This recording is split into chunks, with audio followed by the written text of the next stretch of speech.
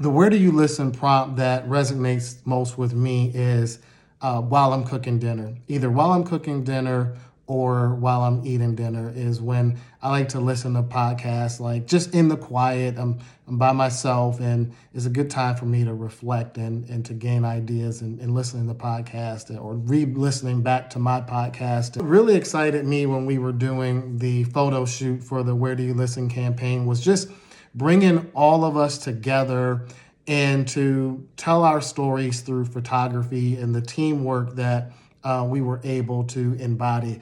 I really love the group shot of all of us. I think it's not easy to get 5 people who haven't worked together before to take a clean photo. You may notice that style is a huge part of the Where Do You Listen campaign, and I wanted to have a fashion editorial aesthetic as part of telling the story. Over the summer, I had read an article about Kelvin Shepard. He's the defensive coordinator now for the Detroit Lions, and he wears dreads. And he asked his head coach, Dan Campbell, at the time when he was going through interviews, should he cut his dreads off because he wanted to appear to be more professional, or at least he didn't want people to think that he wasn't professional. Coach Campbell told him not to do it. It really sparked episode 8 style to lead with Madeline Nachbar and Grant Whitaker.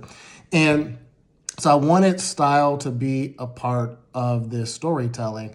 Style is a part of our presence, how we show up when we see people. It speaks to who we are, and we should be able to show up in workplaces and spaces as our authentic self, and should be able to express ourselves through the style and through the outfits that we wear.